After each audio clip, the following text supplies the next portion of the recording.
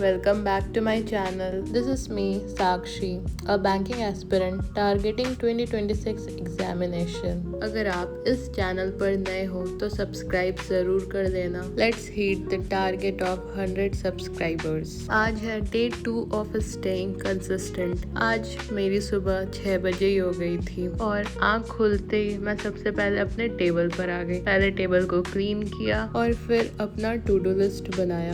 To do list में मैंने सारे टास्क लिखे जो आज मैं पूरे दिन में करने वाली हूँ. टू डू लिस्ट बनाना इम्पॉर्टेंट है बिकॉज इससे क्या होता है, आप एक ट्रैक रखते हो अपने पूरे डे का. आपने क्या क्या किया पूरे दिन में, कितना टाइम वेस्ट किया और कितना टाइम प्रोडक्टिवली कोई काम किया. टू डू लिस्ट बनाने के बाद मैं रिवाइज करूँगी vocabs from vocab prodigy book and also जो मैं डेली एडिटोरियल से वोकैब्स लिखती हूँ उसे. अगर तुम आज वोकैब्स को टाइम दोगे तो वोकैब्स तुम्हें मेंस एग्ज़ाम में ज़रूर हेल्प करेगा. बहुत से क्वेश्चन तुम्हें देखने को मिलते हैं लाइक क्लोज टेस्ट में और आरसीज में भी. अगर तुम उस वर्ड्स को जान रहे हो, उसके बारे में पता है तुम्हें, तो तुम डायरेक्टली उस क्वेश्चन को डील कर दोगे. तो उसके लिए वोकैब्स पावर तो होना चाहिए तुम्हारे पास, इसलिए वोकैब्स करना भी इम्पोर्टेंट है. इसलिए मैं डेली वोकैब्स करती हूँ. वोकैब्स करने के बाद मैंने एडिटोरियल का क्लास किया. बहुत दिनों से मैं एडिटोरियल की क्लास नहीं कर रही थी क्योंकि मैं घर गई हुई थी और घर पर उतना डेडिकेटेडली पढ़ाई नहीं हो पाता है. मेरे से जितना हो पाता था मैं उतना ही करती थी. मेनली क्वांट्स और रीजनिंग पे मैं ज़्यादा फोकस कर रही थी. बट अब कंसिस्टेंसी के साथ मैं एडिटोरियल की क्लास डेली करूँगी. तो आज के एडिटोरियल की क्लास में सर वो वाला एडिटोरियल लेकर आए थे जो SBI PO लास्ट ईयर आया हुआ था. तो मैं वही वाला क्लास कर रही थी. पहले मैंने सारा वोकैब्स राइट डाउन किया, उसके बाद टाइमर के साथ एडिटोरियल रीड किया.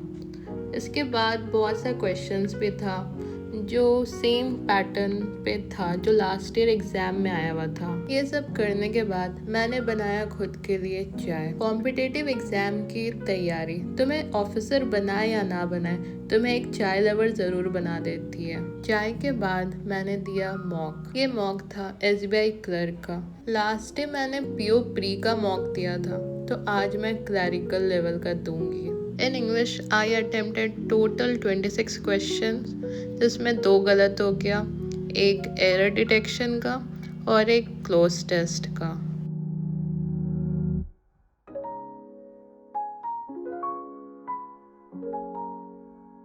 In Quant, I just attempted only 24 questions.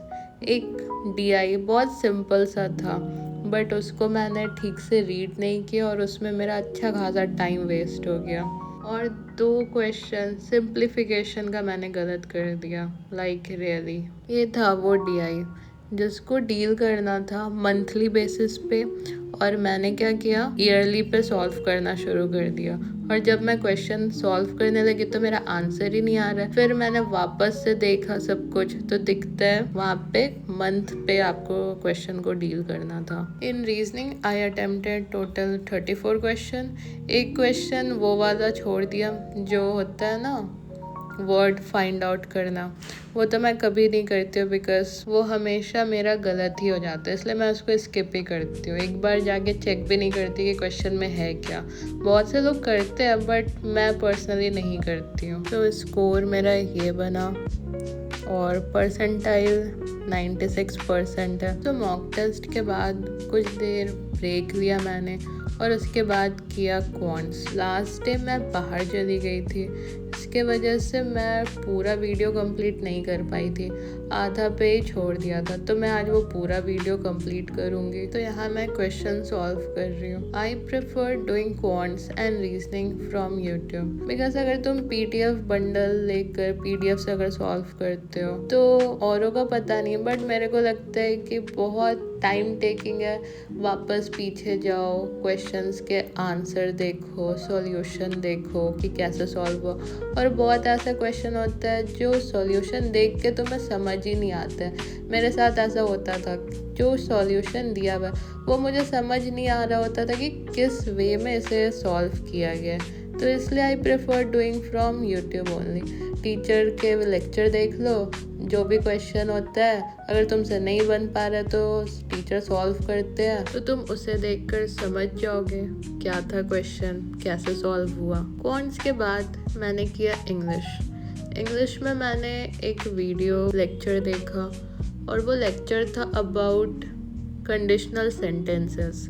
तो मैंने पहले भी ये कर रखा था, तो मैं रिवीजन पर्पस से ये वीडियो देख रही थी।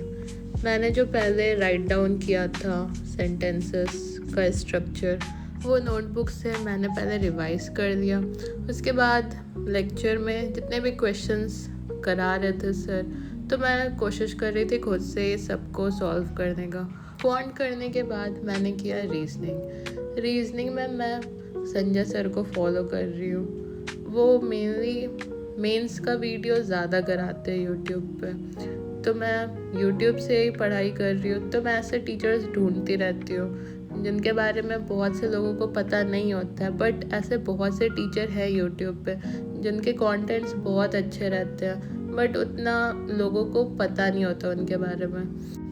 तुम रीजनिंग के लिए किस टीचर को फॉलो करते हो, मुझे कमेंट सेक्शन में ज़रूर बताना।